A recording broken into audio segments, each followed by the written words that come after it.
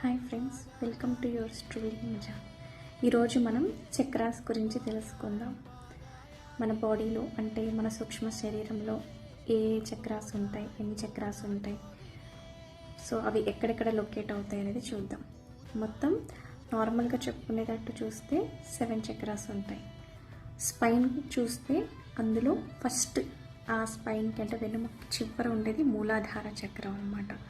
దానికంటే పైన ఉన్నది స్వాదిష్టాన చక్ర, దానికంటే పైన ఉండేది అంటే మన స్టమక్ దగ్గర ఉండేది మణిపూర చక్ర, తర్వాత మన హృదయంలో ఉండేది అనహతనాద చక్ర, తర్వాత మన గొంతు దగ్గర ఉండేది విశుద్ధి చక్ర, తర్వాత ఇది ఆజ్ఞా చక్ర, మన తలపైన ఉండేది సహస్రార చక్ర. ఈ విధంగా ఈ 7 చక్రాలు అనేవి ఉంటాయి. సో ఇవి చాలా బ్యాలెన్స్డ్గా ఉండాలి. దీనికోసం ఏం చేయాలో తర్వాత వీడియోస్లో చూద్దాం.